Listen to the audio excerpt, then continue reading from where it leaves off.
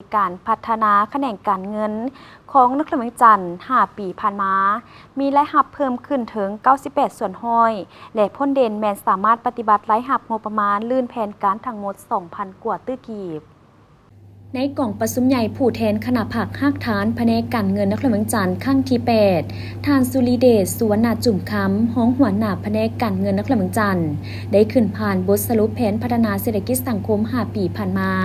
ซึ่งได้ยกให้เห็นถึงผลสำเร็จในการจัดตั้งปฏิบัติแผนพัฒนาแขนงการเงินนครหลวงจันทร์ระยะ5 ปีซึ่งการพัฒนาแขนงการเงินเป็นการจัดตั้งพันขยายมติกล่องประชุมใหญ่ครั้งที่11ของพรรคมติกล่องประชุมใหญ่ครั้งที่7ขององค์คณะพรรคนครหลวงจันทร์มติของกรมการเมืองศูนย์กลางภาคฉบับเลขที่107ทับกมสพว่าด้วยการพัฒนานครหลวงจันทร์ในระยะใหม่และแผนพัฒนาแขนงการเงินแห่งรัฐระยะ5 ปี 2021-2025 กระทรวงการเงินติดพันกับการจัดตั้งพันขยายวาระแห่งชาติว่าด้วยการแก้ไขความยุ่งยากทางด้านเศรษฐกิจการเงินในนั้นได้มีการปรับปรุงปฏิรูปและหันเป็นทันสมัยระบบการคุ้มครองรายรับรายจ่ายการคุ้มครองและพัฒนาการจัดตั้งบุคลากรซึ่งได้เฮ็ดให้แขนงการเงินมีความโปร่งใสแก้ไขปรากฏการณ์ย่อท่อและขุดค้นแหล่งรายรับที่ยังบ่มซ้อนให้เพิ่มขึ้นโดยรวมแล้วด้านรายรับมีจังหวะเพิ่มขึ้นแต่ละปีเทียบใส่5 ปีผ่านมารายรับเพิ่มขึ้น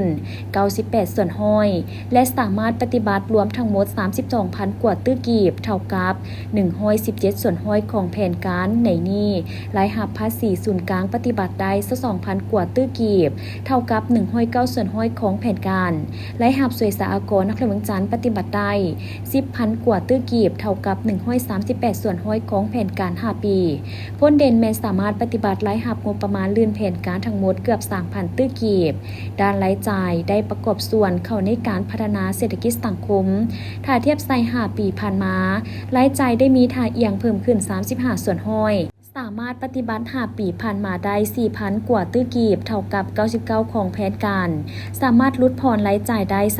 37.88 ตื้อกีบการเกินดุลงบประมาณของนครหลวงจันทร์ได้เพิ่มขึ้นในแต่ละปีรวม5 ปี 4,000 กว่าตื้อกีบและสามารถดุลเดียงพันธาตามแผนให้กระทรวงการเงินได้100 ส่วนห้อยในแต่ละปีเพื่อช่วยหนุนบรรดาแขวงที่ขาดดุลและมอบเข้าคลังสะสมแห่งรัฐ